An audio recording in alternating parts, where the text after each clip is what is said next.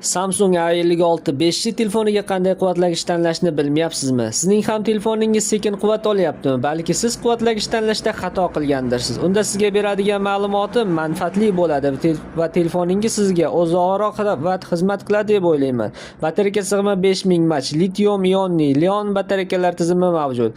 45 vatt quvvatlagich talab qiladi. 45 vattdan kam bo'lgan quvvatlagich qo'llash tavsiya qilinmaydi. Bu telefon batareykasida tez ishdan chiqishiga, shishib ketishiga olib keladi. Simsiz quvvatlash tizimi mavjud emas.